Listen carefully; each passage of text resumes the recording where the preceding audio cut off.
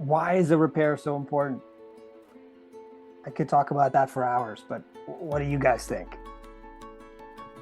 Okay, I'll bite. Sometimes, okay, so connection in a relationship is very important to me. And sometimes there's a quality of that connection that seems strained or seems missing. I feel like the other person isn't getting me, or maybe they're upset with me, or I'm upset with them. Something is off.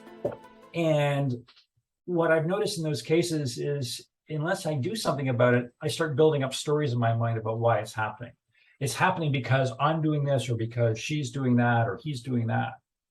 And those stories they're not accurate, not that accurate. There might be a germ of truth to them, but they're often missing a whole lot. And the longer it takes to have a repair, the more they build up, and the more it gets in the way of, a good connection and a good relationship.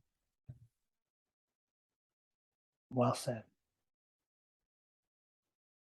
I'm thinking about all the failed relationships I've had, including roommate relationships where I didn't know how to repair. And sometimes I did something wrong, and sometimes it was just a misunderstanding. But I didn't know how to approach that person who was mad at me. And it dissolved the relationship, imploded, turned into a lot of goodbyes that I feel regret about. Yeah.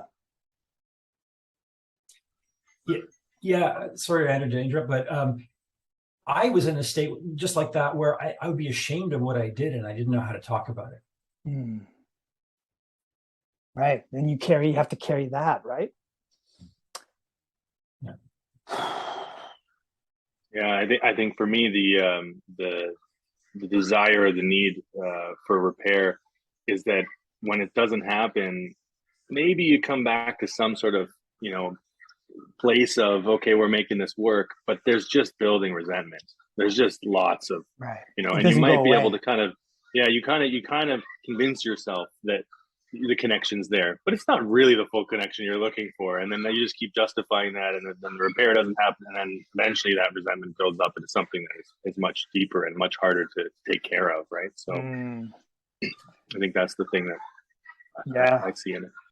Yeah, that's when you start screaming at the other person for not putting the dishes away, or something small like that. Yeah.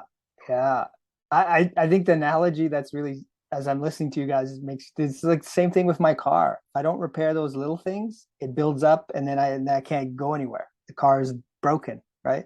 And it's thousands of dollars. Or like dental work. If I avoid that thing getting fixed, it becomes a bigger problem. It gets swept under the rug, but it also grows. Mm-hmm. Yeah. Oh gosh. And I know most people I talk to don't have a clue as to how to repair.